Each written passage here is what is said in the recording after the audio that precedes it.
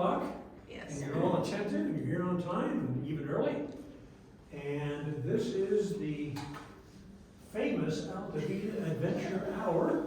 For those of you who've been here before, many of you, this is the 5th time we've come. And this is a topic that you guys asked to have. We asked you long ago what topics you might want, and this was one of 2 or 3 that were mentioned more often than not. And as Marianne and I, this is my wife Marianne right here, Sarah's daughter. You want to stand up? In case there's anybody that doesn't know her. Anyway, we were talking about how, of all the topics we've given, there's not one topic that is more germane for everybody than this one. I mean, even taxes won't fall you to the grave, but this, everybody's going to go through this. So we can talk about health or family, but this one, nobody will avoid. And with that, I would say that we're going to enjoy it to the greatest that we can. So we're having a good time. We're glad to be here. Thank you for inviting us. Glad to have you. I'm Paul. So here is our brief introduction of who we are. We live within walking distance here. Marianne is a board member of the International Association for Near-Death Studies. That right there gives her the credibility to give this talk. She doesn't need me. I'm just here for comic relief. At any rate, she has been working nonstop at home she's on Zoom every day. Zoom being communicating with people all around the country. On the computer, she's on that once, twice, sometimes 3 times a day, preparing for their meeting that will occur this summer in Phoenix. She's also a self-employed graphic artist. She owns the Creative Marketing Cafe, which she founded. And you can see me there. I don't think I've ever told you some of this stuff. So I used to work at NCAR, for those of you who know that in Boulder, the south end of Boulder, and also on campus at the University of Colorado. All right, so the next one here. So let me introduce my wife, Marianne. Okay. So since we're talking about near-death experiences, I'll start out by telling you what a near-death experience is. And it's not. Can you use the mic, please? Oh, yes. Thank you. That's probably a good idea.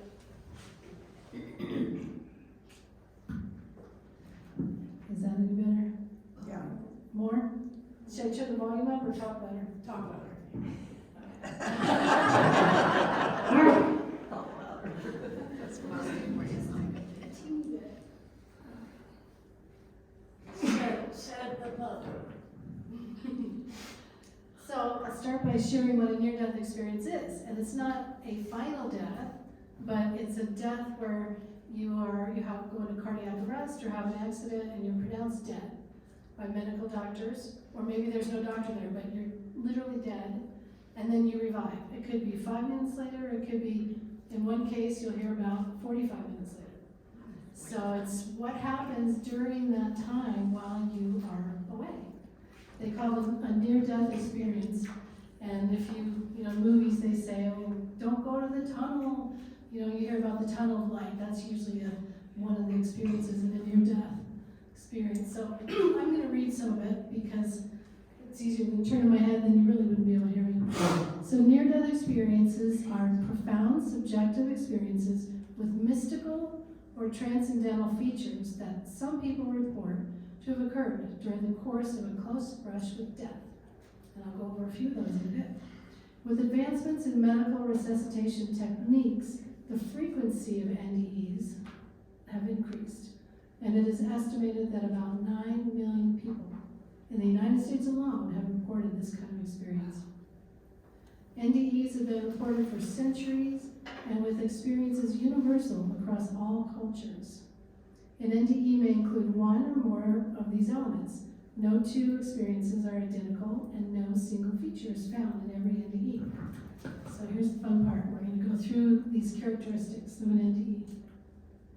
Okay?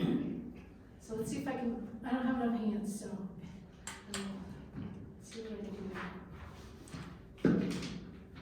Okay, so the first one, very common, is there's so many characteristics or hallmarks of NDEs, and I'll go over 9. There's many, many more, but not any one person generally has all of these that I share. Some people only have 1 or 2 of these characteristics, and occasionally a rare person will have all the experiences that we're going to go over today. So the first step is usually when someone has an accident or technically dies, and instantly they are whisked out of their body, and they find themselves maybe hovering over their body, looking down at their body.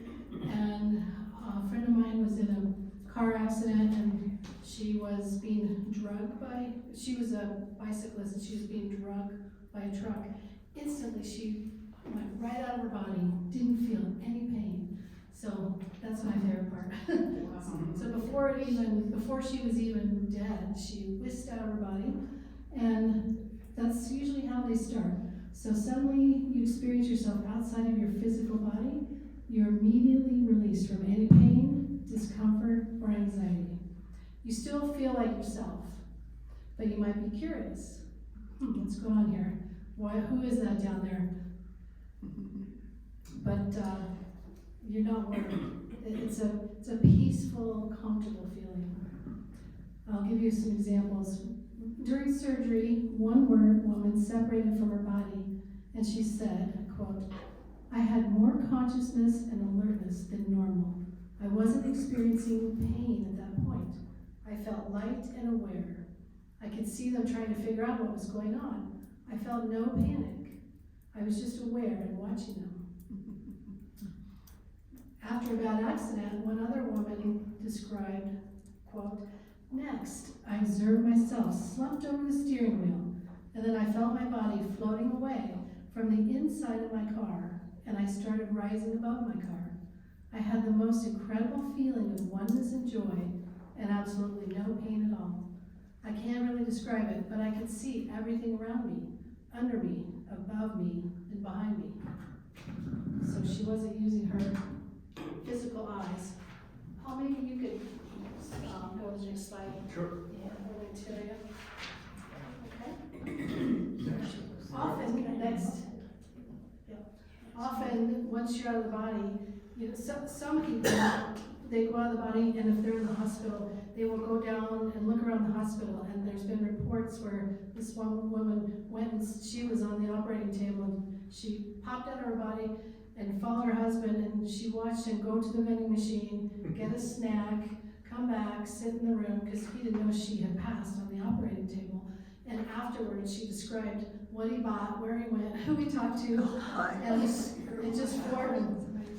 So, the next step generally is rapid movement through darkness toward, not yet, I'll tell you when it's, thanks. I'll say click. Often toward an indescribable light. You're traveling unmeasurable distance at extreme speed. One person described it as a wonderful roller coaster ride through the cosmos. Many experience it as a tunnel of light. This is my favorite tunnel story. So Dr. Melvin Morris, he's a pediatrician for many, many years. You heard the name? He resuscitated many critically ill children during his long career. And many of them came and told him stories afterwards of the ones who did have an NDE. He said, one child, after having died and came back, told him, Dr. Morris, that he had went through a huge noodle to heaven. Then the kid scrunched up his face and got a weird look on his face and said, well, it couldn't have been a noodle. It must have been a tunnel, because noodles don't have rainbows in them. You can't make that up. Okay, next. Then often the person will feel surrounded by a mystical, loving, brilliant light. Often feels alive, like an entity or consciousness of itself, not just light, that comes from a light bulb. So here's a report by Tom S.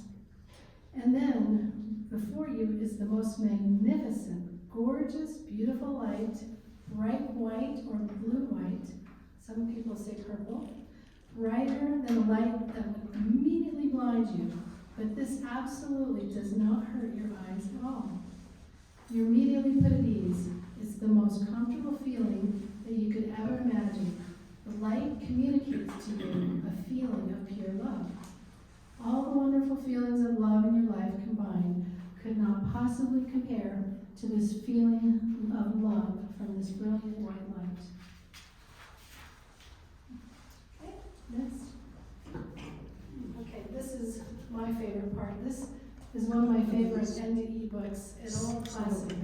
It's called Embraced by the Light by Vinnie Eady. And her description of what she saw on the other side, I read it like 30 years ago. It just blew me away. You can see it's been well read, and I think it got wet a couple times. So the next two slides are descriptions from her book. So for her senses being more vivid than usual, she said, "The grass was crisp, cool, and brilliant green. It felt alive under my feet. What filled me with awe were the intense colors. We have nothing like them here. Light comes from within and appears to be a living essence. 1,000,000 billion colors are possible. The flowers are so vivid and luminescent with color that they don't seem to be solid. A beautiful river ran through the garden. It was fed by a large cascading waterfall of the purest water and dazzled with its clarity and life. Each drop from the waterfall had its own intelligence and purpose. A melody of majestic beauty carried from the waterfall and filled the garden. The music came from the water itself, from its intelligence, and each drop produced its own tone and melody, which mingled and interacted with every other sound and strain around it." So I have to share a little story about this book. So when my dad was in his last year of life, he would sit in his favorite chair and read motorcycle adventure after motorcycle adventure. He had a pile of books, and he was always asking me to go on eBay and find more. So books would come in the mail, and I'd give him stacks of books, and I slipped this book into the pile. And I was so excited, hoping that he would get down to this book and he'd read it, because he seemed like he was afraid to pass. He knew, that it was imminent, but he didn't want to think about it or talk about it. So I thought, well, if you read this book, maybe you'll be excited, have a different attitude. So I put it in the pile, then waited. I kept checking. One day, I saw all the motorcycle books over here and this book over there. It reminded me of the dog when you try to hide the pill in its food, and then they eat it, and then they find the pill and they go, "Patoo!" Yeah. That book was just keep going down.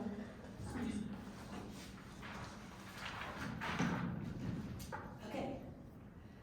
Another one is encountering a mystical being or presence, a loved one who's passed, or hearing an unidentifiable voice. So being greeted by loving beings during their NDE is experienced across all cultures and backgrounds. It could be angels, loved ones who passed, spirit guides, or light beings. Christians often experience Jesus. Francis from Ireland said, "I was then in front of the being of light. I thought it was too bright to look into, but I could. It filled me with awe. I was trying to recite poetry to describe it. I couldn't. I could feel its love and kindness. I asked it, was it Jesus or Buddha or Muhammad? It said, I am the light." My next door neighbor Laura had an NDE while she was having surgery, and she told me afterwards that she had an NDE and was met by Archangel Michael on the other side. A 17-year-old girl who had an NDE due to an overdose said, "I felt myself surrounded not only by total light, not the same kind of light on earth, but a spiritual brightness, and the most incredible, most beautiful, wise, loving, and parental type presence that enveloped me at first to calm me. I specifically remember that it knew me, and I knew it instantly. It was as if this being had known me for my entire life, better than my family or even me. I knew I could trust it, and I felt rescued by it. I knew it cared about me. The presence did not have a face, but was like an entity of feelings, love, and goodness. immense goodness, out of this world type of goodness.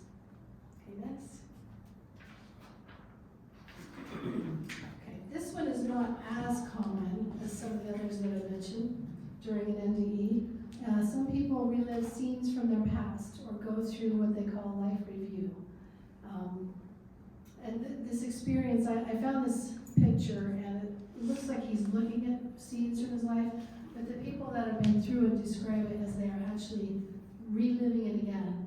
And when they relive it, they are reliving each experience from their point of view, the other person's point of view, an outsider's point of view, and it happens so fast.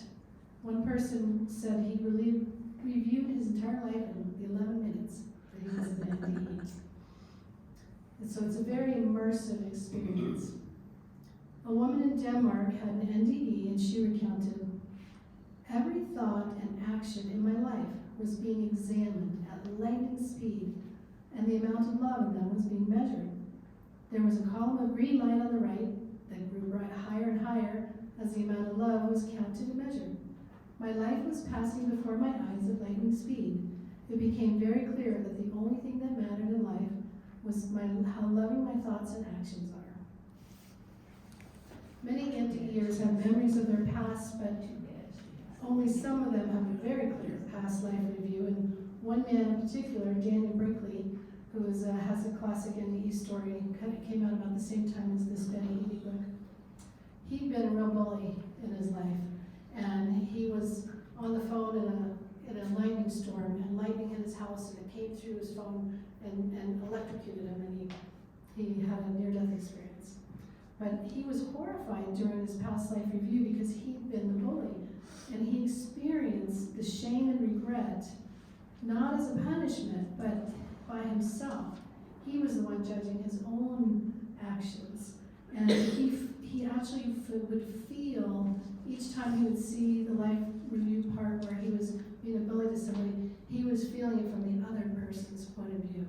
And it really got to him how he didn't want to be like that anymore. So nobody outside of him was judging him. He was paying attention to it and making his own opinions about his own behavior. He was a changed man when he came back. We only judge ourselves. NDEers come back with a new view of how to act in the world with love. Someone else said, "I was able to see everything significant that happened from all angles, including the perspectives of the humans my choices affected. I felt all of my emotions and the emotions of the souls that I had hurt, as well as the ones that I loved." So it's a lot of good stuff too. Okay, next slide, Paul. Suddenly seeming to understand everything. I'm not sure how common this one is. This one may not be as common as the first ones that I mentioned. A young man recounted, "While this was happening, I suddenly understood the meaning of life and understood why everything is the way that it is. Even the things that we as humans perceive as bad, in actuality aren't bad.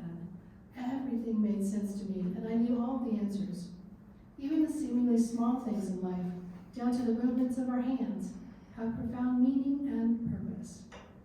It almost felt like a download of some sort, except while this was happening to me, I understood that I couldn't take this knowledge back with me, because I understood that no human being can function on earth while in a state of all-knowingness. Next slide, Paul. Having scenes from the future downloaded into your mind. This one's even more rare. So this is an incredible story. This man named Bill McDonald, he's a senior now. When he was 8 years old, he was in the hospital with a critical illness. And one night, maybe his parents had gone home for the evening, he was in his room all alone, and it was dark, and he was scared, feeling lonely. And he must have had an NDE that must have gone into death, temporary death. And he said, a bright light came into the room, a sunburst, and he felt loved and embraced by the universe. Then an angelic divine presence appeared, and he was given he called it a futurama, a download of the next 50 years of his life. He saw the JFK assassination, the Vietnam War, whom he would marry. And he said that his life, after when he came back, his life was like living in a deja vu, because he'd already seen it. And he said that he knew when he was in Vietnam, he wasn't scared because he knew he was going to survive, because he knew that he'd seen his life after the war. Okay, next slide. Coming to a barrier, not being able to continue. So during an NDE, some people know that they have a choice to stay or come back. And some people love it so much they don't want to go home. And sometimes they need to come back. And so as they're going, they come up to a barrier and they can't go any further. Some of them actually get adamant, I want to stay. Depends on the person. So many wanted to stay after, they came upon the barrier and they were permitted to go no further. That they had things that they had to come back and learn, or things they had to do. So slide. One woman said, I moved toward the light and I heard my deceased father's voice say, it's not your time. And my friend Felice, who happens to be here today, who's had an NDE and shared it at a group that Mom and I went and heard. She was, as a pedestrian, was struck by a truck and went into her NDE. And she said that she had an assessment at the beginning of her experience and knew that she had a choice to go back if she chose to. She continued the experience of her NDE, but then at some point, she felt a sense of urgency and she knew that if she wished to go back, she needed to do it now. Next slide. And the segue is, she said, when she came back to her body, she said, it felt like a genie being squeezed back into the bottle. I was expansive outside of the physical body and was an aspect that was being squeezed slowly back into my body. Some people describe it as difficult to fit back into their body. It felt like a shoe that was just way too small. It didn't fit anymore. Anna, whose heart stopped during surgery and had an NDE, said, I suddenly felt this tugging at my shoulders. It seemed to be pulling at me, and I knew instantly that it was the prayers of my family, my children, and I immediately said, I gotta go. In that moment, I shot out of that tunnel and soared through the universe. I heard a thump, and I was back in my body. Okay, next slide. Okay, what your turn? Now use that. So, changing gears a little here, I'll add that that doorway that she talked about, where those beings would go, it's not like somebody was saying they cannot go as much as it is that you're not complete with what you chose to complete in your lifetime. And so the choices can be there, but many people choose to come back. It is curious that not one that's gone on has ever come back to tell us about it. So everything we know is about the ones that came back. And I will add that a friend of mine at NCAR, a scientist, he died. And when you hear it directly secondhand, it has a bigger impact on me than if I'm reading it in a book. I will add that neither Marianne or I have had a near-death experience of what we're describing, although we have been in potentially death-ending situations. I've never had this experience, but I've been around so much of it that I just accept it so completely that I don't even hardly question it. It's more how, not if. Okay, so let's go ahead and dig now a little deeper. Some of the reports, and by the way, there are going to be some duplication here because the reports are often, similar, and so we put this together. This is what I came up with. While most have anxiety about death, experiencers are almost universally affirm the total absence of pain. Some say it's the easiest thing that they ever did. The friend that I told you about, he was told he could stay, or he was ready to stay, but if he chose to, he'd come back for 3 more weeks. They told him he could come back for a very short time. He didn't know how long. And he chose to come back because he was so amazed by what he experienced, he wanted to come back and tell his friends. And he said, the only time that I had any pain is when I went back into that beat up body. And that was not fun. But he loved those of us. One of the things he heard was how important love is in all of existence. And he wanted to share that with his family. He came back and talked to every church, every Boy Scout group, that would allow him to talk, kind of like us here today. So many experiencers report an exhilarating understanding of how the universe works. But the momentary clarity fades once they return to the constraints of their physical body. And Mary Ann already said that you have the capacity at that point, apparently, to know a whole lot more. But this is a very limited reality here. And so we learn a certain slice, like looking at the spectrum of light, we only see a small slice, and that's what we experience. But there's a great deal more to all of us, and we just tap into what we can resonate with or are aware is there. One described seeing the equations of universal physics lining the tunnel through which he was flying, and he said, "Don't forget this, don't forget this, don't forget this." Then he did. Many are confused by the total absence of time, where perceptions and communications occur instantaneously. The emerging rush of near-death experience reports seems to indicate that there is a growing public acceptance, and that's allowing people to seriously examine their own inexplicable experiences. So we're in a time right now where we didn't talk about this, 25 years ago. A lot of things we didn't talk about then that we do now.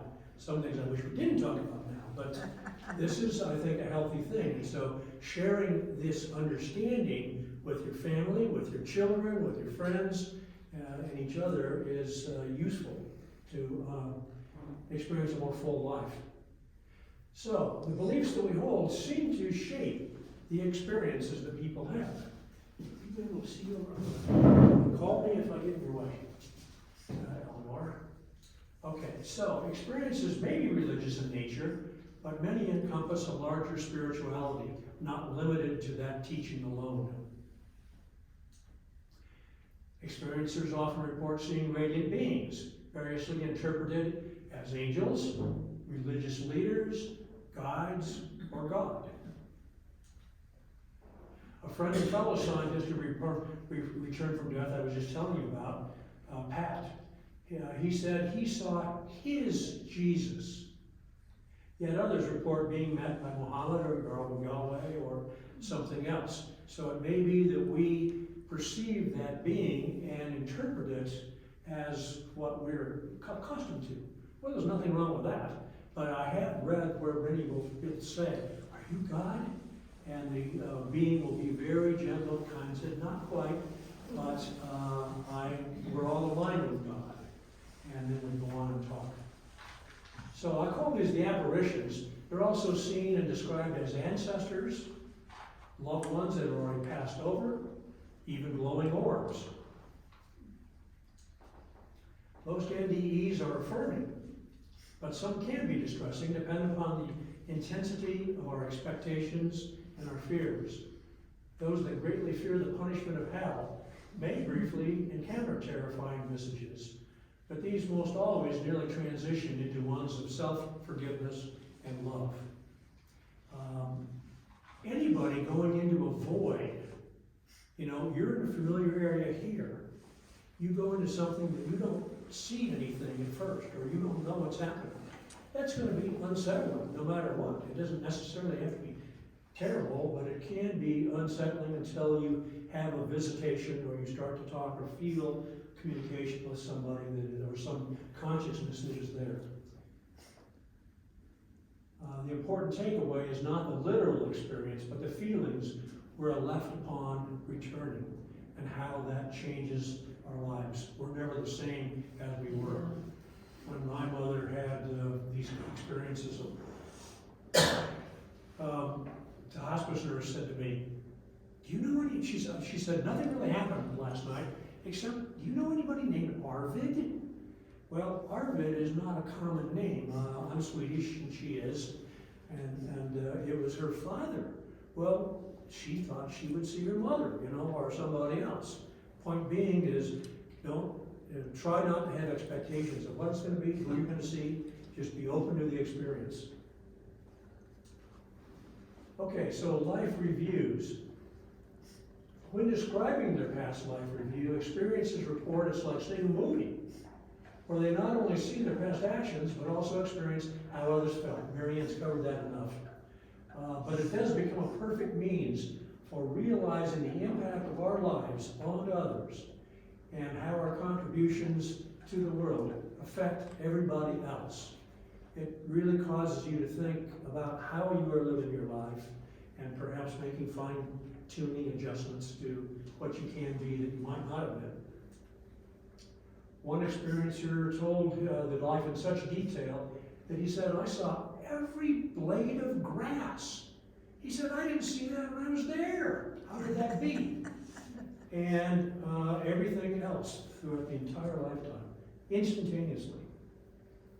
One surprise, and perhaps a relief to some, is that there's no judgment or assignment to a perceived hell. Judgment and punishment are of this world, not the next. But there's also no free pass, for we still account for our own actions, but to ourselves, not to some external authority that is judging us. That's counter to all the teachings I ever got in my upbringing.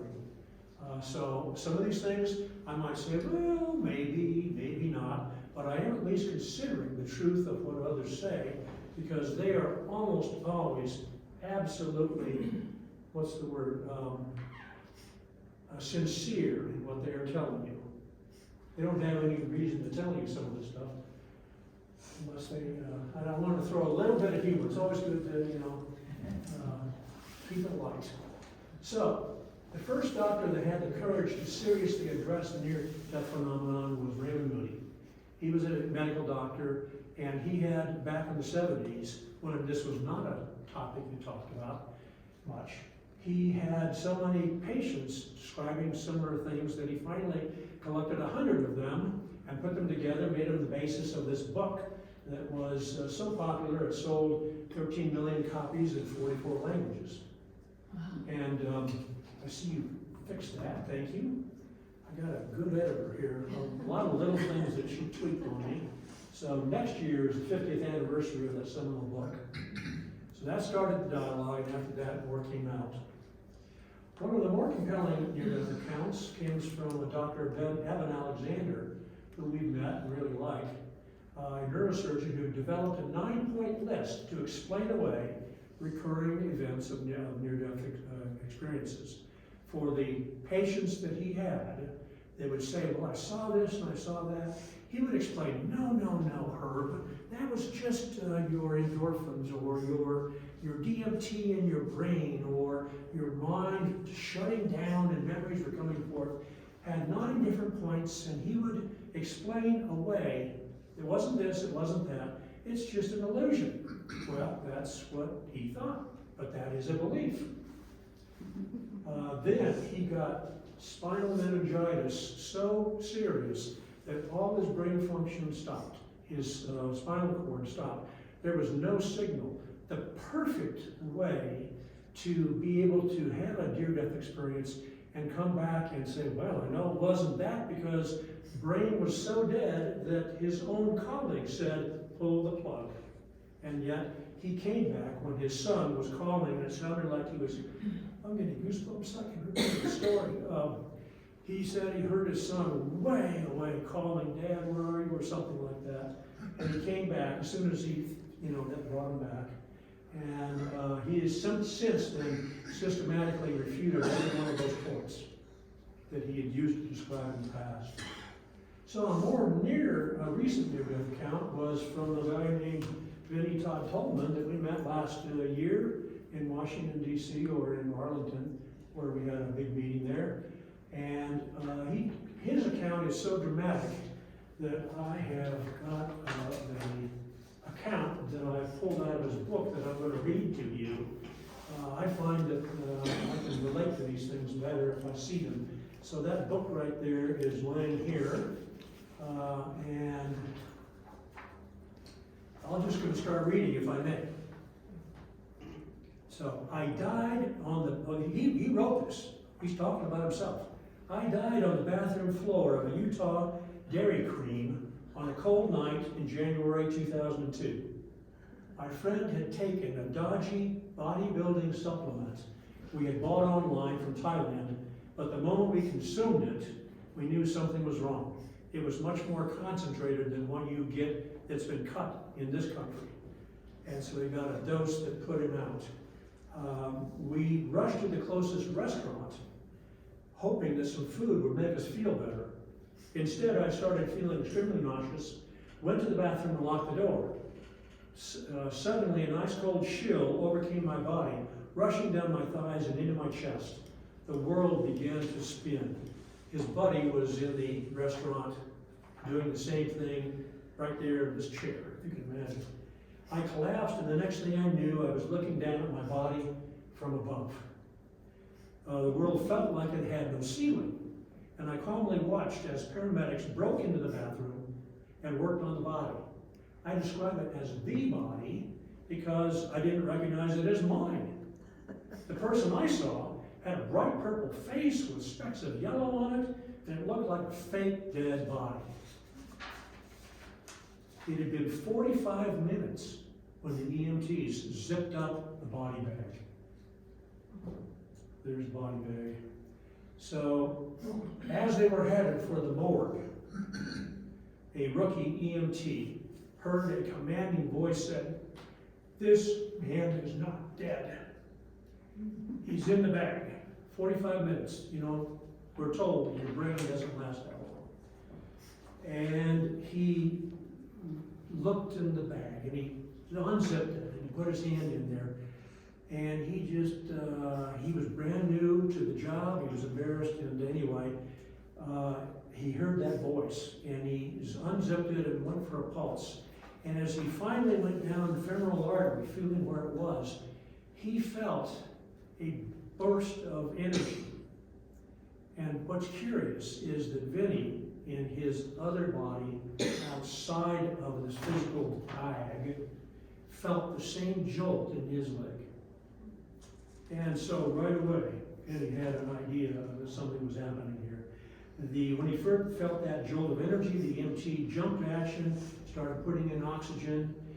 3 defibrillator jolts later, a heartbeat was detected, and they turned around from the morgue or the hospital.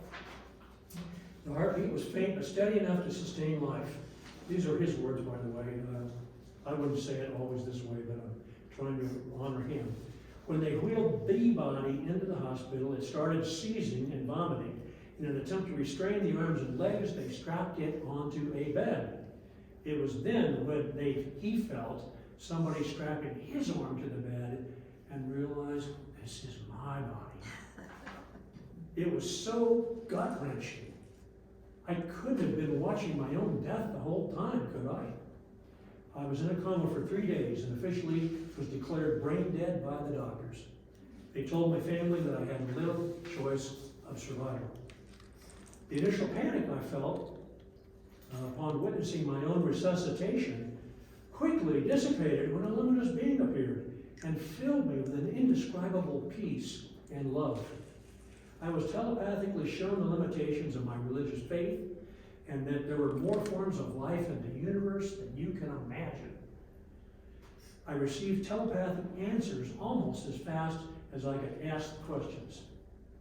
I became aware of lights as large as planets, having individual people within them. Some were just staring at their hands as though they were looking for a telephone to appear. They were so focused on that desire that they were completely unaware of this glorious world filled with light just beyond their perception.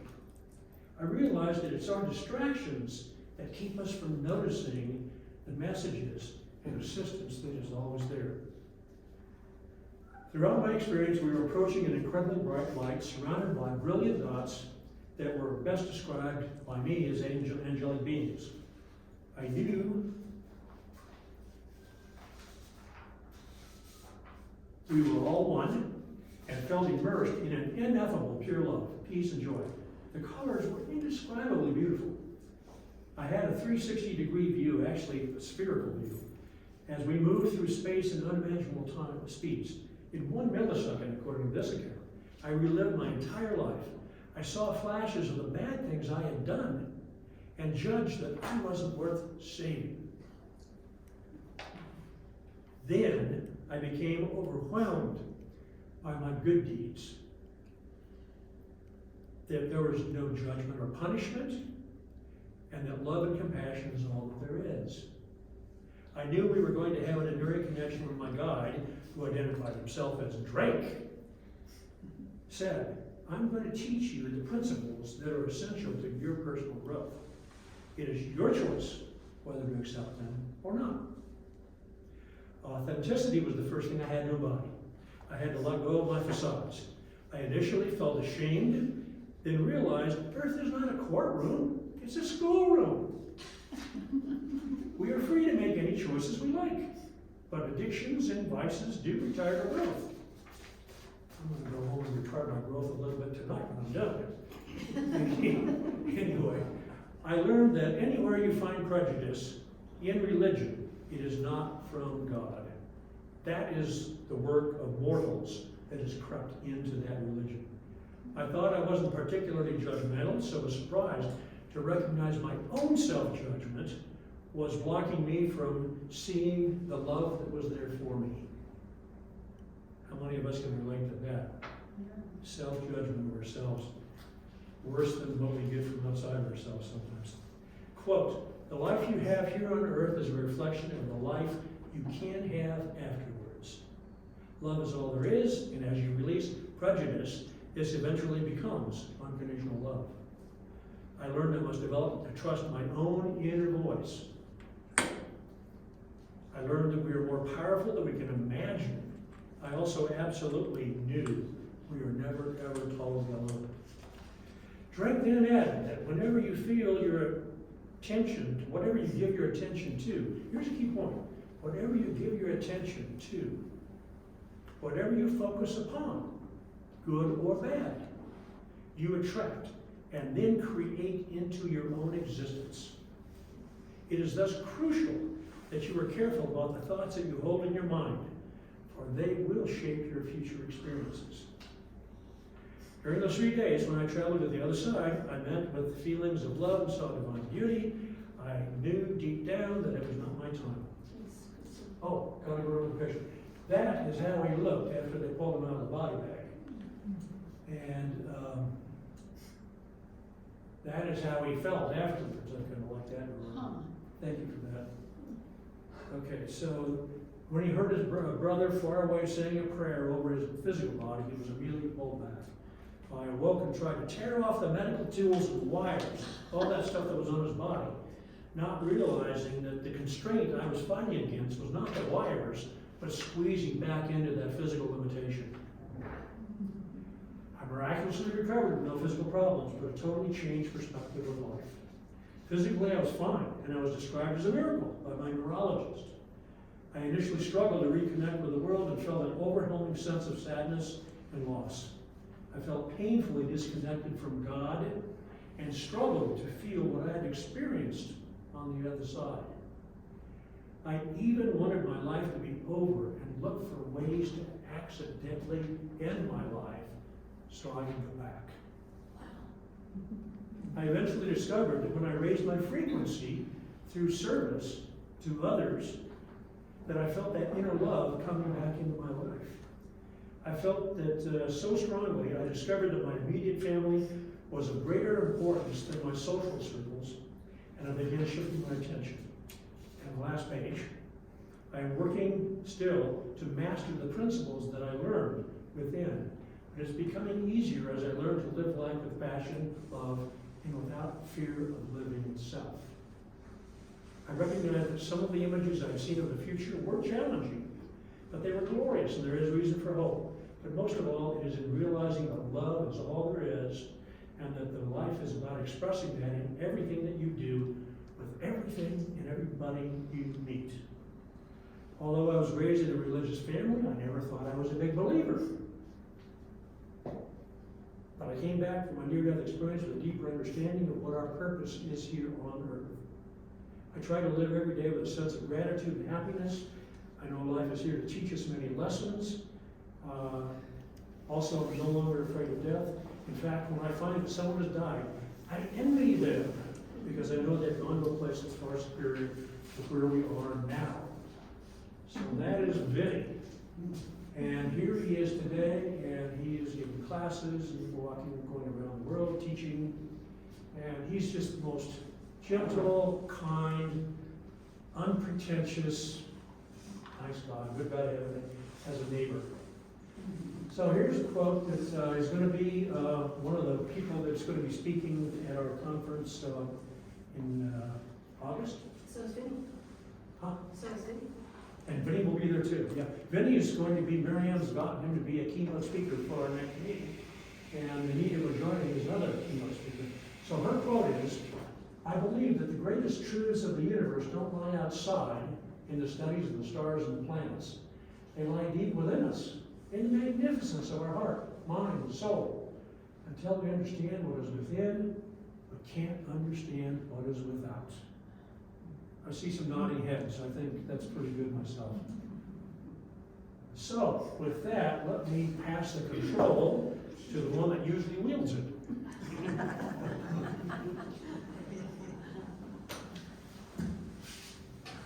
Okay, as Paul said, whoops, hold on.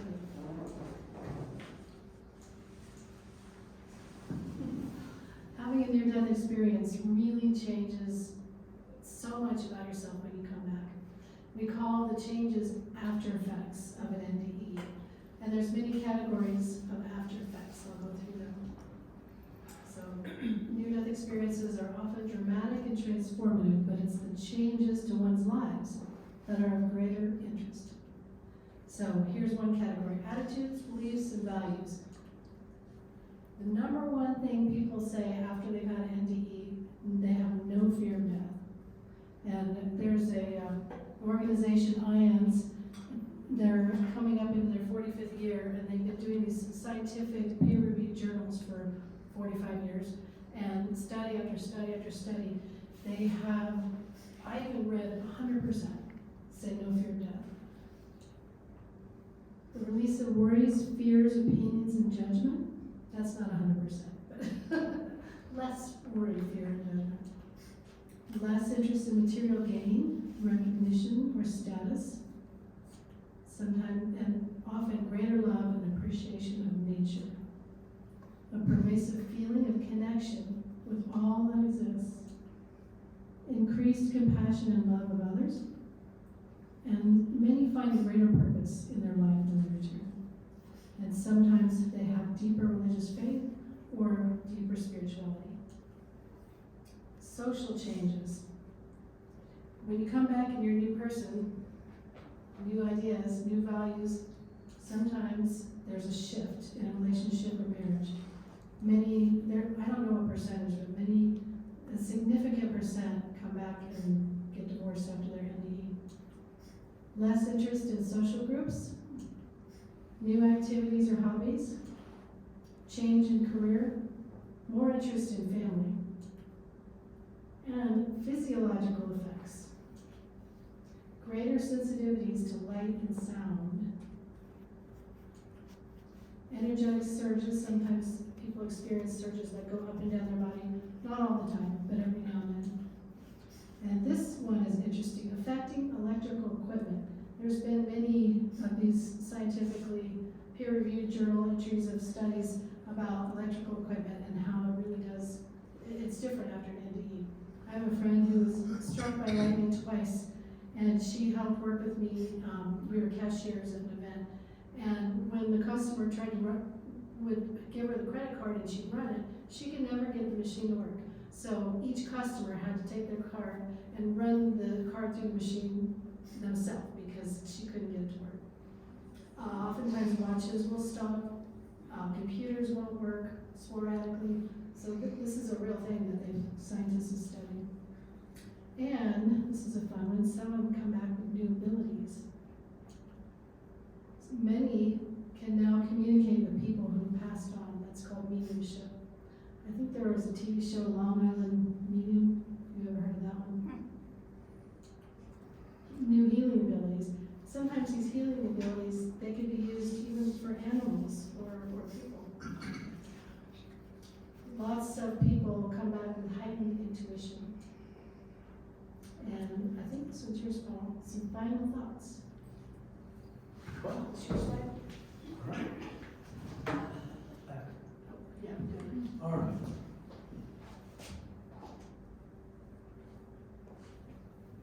It is noteworthy that it's the doctors and medical professionals that are often coming forward with these observations.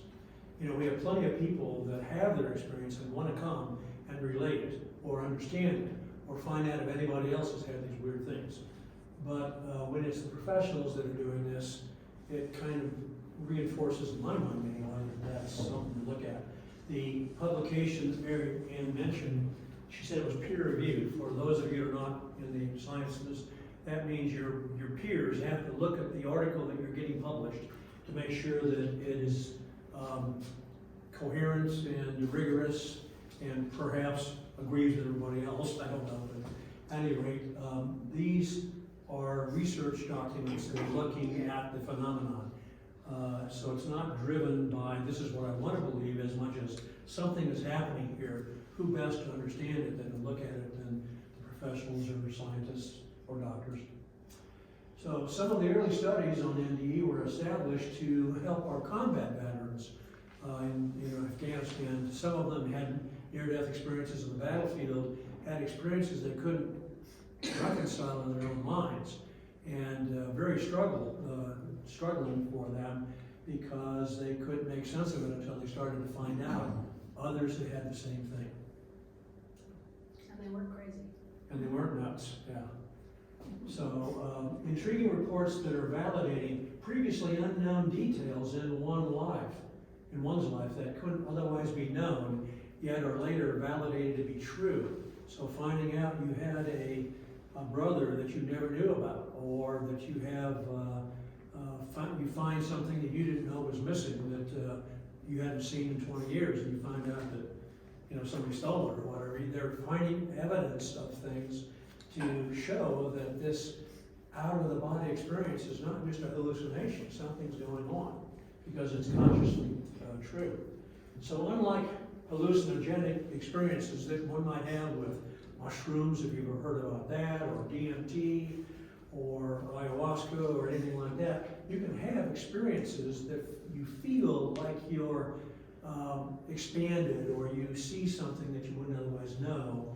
But NDEs apparently give you a unshakable experience that is not like it might be a hallucination, but something that is absolutely true, and probably, actually certainly, they say it's truer or more real there than standing here in Alta Vita today.